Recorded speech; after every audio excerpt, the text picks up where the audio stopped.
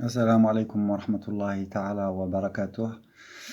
Alors, aujourd'hui, nous allons aborder le chapitre 2 euh, du module système d'exploitation pour les deuxième année de licence. Donc, il va être intitulé les mécanismes de base d'un système d'exploitation. Alors, les mécanismes de base, il y en a plusieurs dans un système d'exploitation, hein. Le plan du cours va être comme suit. Donc, nous allons aborder les structures des systèmes d'exploitation, de manière générale, bien sûr. Nous allons aborder aussi les appels systèmes. En première partie, un système, comment il est conçu? Donc, il est conçu de manière à fonctionner correctement et à être modifié facilement. D'accord? Donc, il est intéressant, pour compléter l'étude des systèmes d'exploitation, d'étudier comment les composants sont conçus et interconnectés et intégrés dans un seul noyau, bien évidemment. Alors, on peut citer plusieurs types de systèmes. Alors, comment ils sont organisés? Bien sûr, il y a les systèmes monolithiques, hein. Il y a des systèmes en couches qui sont mis en plusieurs couches. Il y a les machines virtuelles, d'accord? Il y a les clients-serveurs. Il y a les modèles hybrides. Alors, les systèmes monolithiques, c'est les systèmes qu'on connaît tous, c'est les systèmes MS-DOS, avec le noyau, bien sûr, MS-DOS. Donc, il est organisé en plusieurs parties. Donc, comme on le sait, il y a une couche qui est en bas, matérielle, mais il y a aussi les drivers qui sont les drivers BIOS pour les ressources matérielles. Alors, il y a aussi les drivers MS-DOS qui font partie du noyau MS-DOS et qui font partie aussi des systèmes monolithiques. Et en dessus, il y a les programmes système résidents. Donc ça, c'est les programmes du système, hein, de manière générale.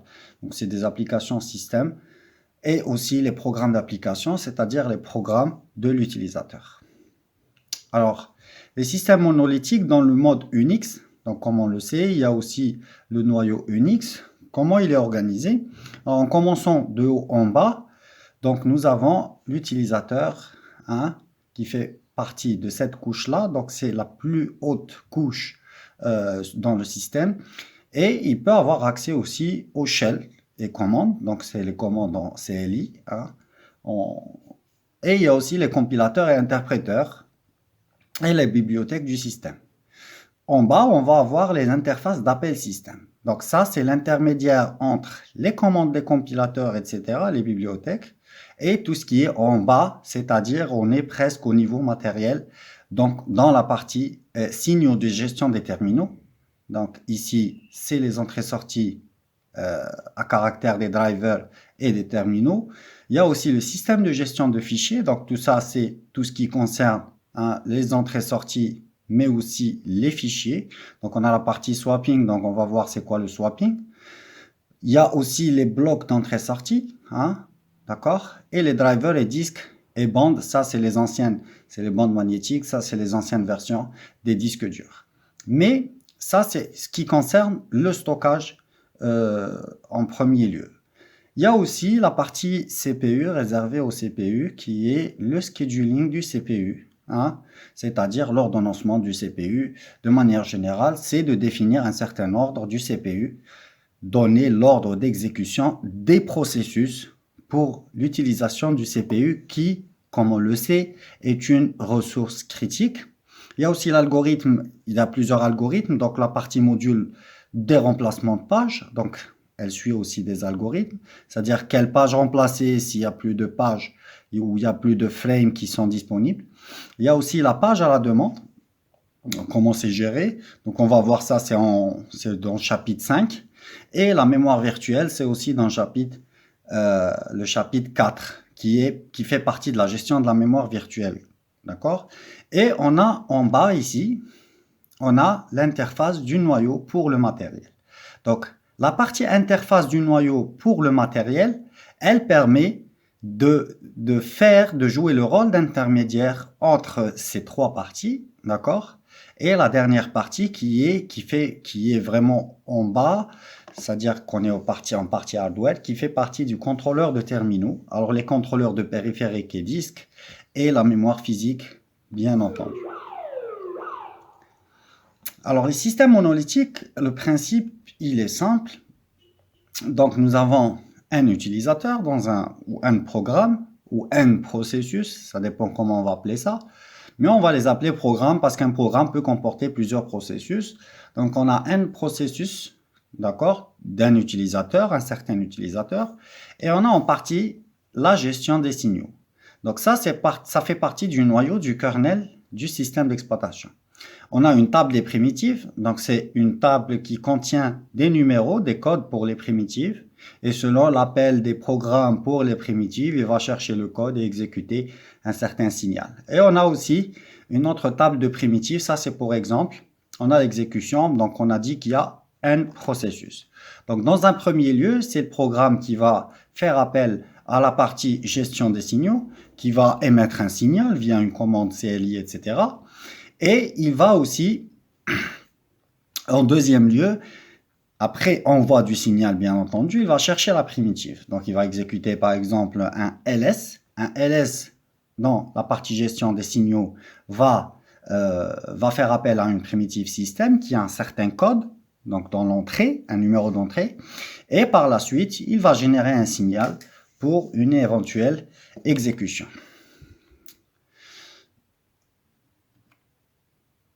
Et en quatrième lieu, donc on va avoir un résultat pour l'utilisateur. Ça peut être un résultat graphique, un résultat avec un affichage texte, avec ou bien évidemment, s'il ne trouve pas dans la table des primitives système, c'est-à-dire qu'il y a une erreur de la commande, c'est l'interpréteur de commande qui va émettre une erreur pour dire que la commande, erreur de syntaxe. Alors les systèmes en couche. Donc les systèmes en couche, dans la partie, on peut citer par exemple le THE. Donc il est composé de 5 couches. Donc la première couche, donc commençant du bas, alors la première couche c'est la couche 0, c'est la partie couche, c'est la partie pardon machine. Donc cette partie machine c'est les ressources. La couche 1, c'est tout ce qui concerne le CPU et la multiprogrammation. Donc, quand on parle de multiprogrammation, on parle de plusieurs programmes en mémoire physique en même temps. Donc, on a une partie ordonnancement pour le CPU et une partie pour la multiprogrammation. En ce qui concerne la couche 2, on a la gestion de la mémoire, donc la gestion de la mémoire virtuelle, etc. La couche 3, c'est la communication opérateur-processus, donc cette partie qui sera abordée au TP.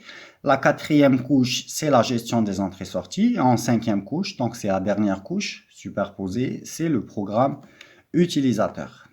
Alors, les systèmes en couche, on peut citer le OS2. Alors, le OS2, c'est un système qui... on a une application, pardon pour l'erreur, on a une application, donc on a un sous-système, une autre application avec un autre sous-système, et entre les deux, on a une interface de programmation d'application, donc extension API. On a un noyau du système qui permet de gérer la mémoire, de dispatcher les tâches, donc c'est d'ordonnancer les tâches, et la gestion des périphériques qui sont tout en bas. Alors, on peut voir aussi le système en couche, en deux couches. Alors, on a la partie, je m'excuse, on a la partie user mode et on a la partie kernel mode. Alors, la partie user mode, c'est la partie application. Hein. On a plusieurs applications, donc tout ce qui concerne l'utilisateur. Et en bas, il y a le noyau. Alors, le kernel, en anglais, c'est le noyau. Hein. Donc, comme vous pouvez le deviner. Donc, on a un système des services, donc System Services. Donc, c'est des services système.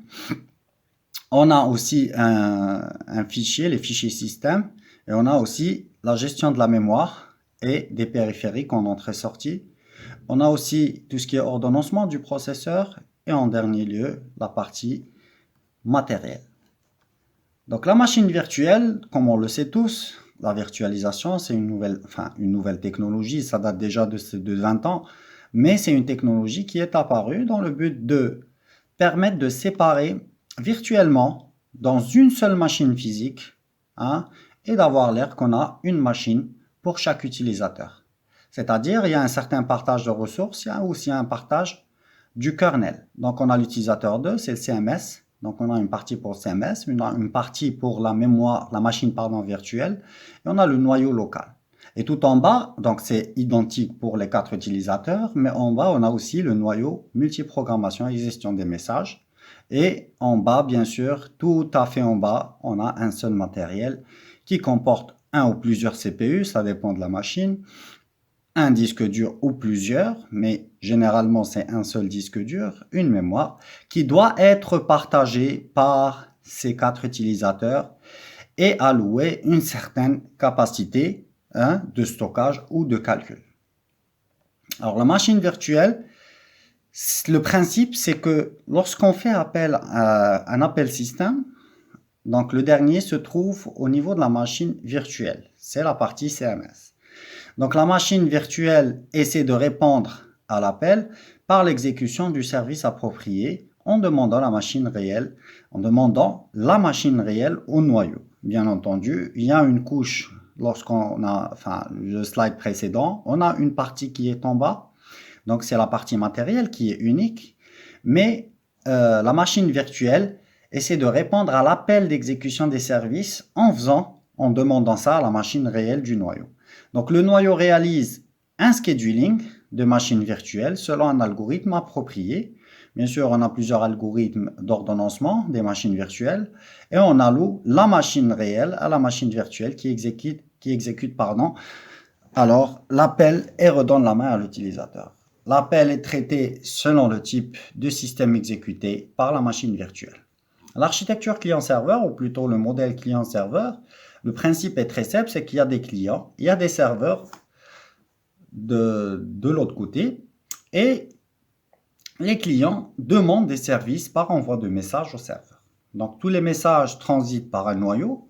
Donc ce qui peut conduire, généralement, c'est le défaut ou bien c'est la faiblesse du client-serveur, c'est que cela peut représenter un goulot d'étranglement. Alors un goulot d'étranglement, c'est quoi? C'est lorsqu'il y a trop de demandes et ça passe par un seul serveur, ça peut générer des attentes au niveau de la file d'attente, d'accord, pour exécuter ces demandes et pour offrir un service lors d'une intensification de communication. Généralement, lorsqu'il y a une intensification de communication, il y a trop de messages envoyés, donc ça peut générer une défaillance au niveau du serveur ou ce qu'on appelle un goulot d'étranglement. Donc le noyau identifie la destination, note l'expéditeur et supervise le transfert. Donc il envoie vers le client lequel a envoyé une certaine requête. Alors si le message n'aboutit pas, alors le noyau se charge de résoudre le problème en régénérant le message à nouveau.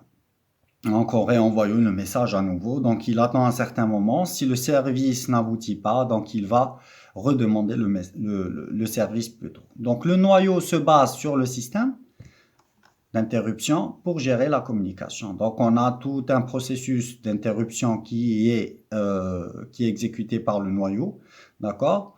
Et celui-ci, est responsable de la communication.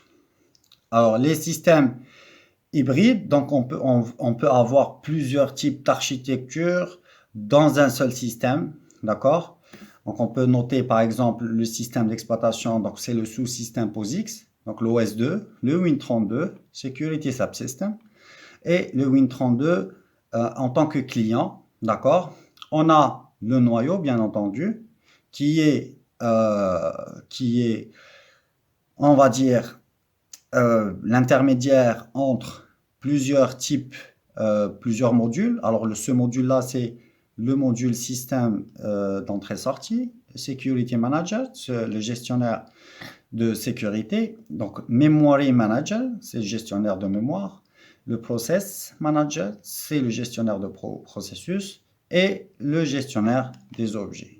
Et tout cela, bien sûr, en passant par une couche abstraite matérielle, donc Hardware Abstraction Layer, donc c'est la couche abstraite matérielle, et tout en bas, on a le matériel, c'est l'architecture physique. Alors le principe, bien entendu, de l'hybride, donc après l'établissement de l'identité de l'utilisateur, donc il y a une certaine détection de l'utilisateur, le système de sécurité crée un processus, l'attache à l'utilisateur et passe le processus au sous-système Win32 qui exécute son programme manager dans l'espace de ce processus. C'est-à-dire, en d'autres termes, qu'est-ce qu'il va faire? Il va allouer un processus, donc un espace pour ce processus-là.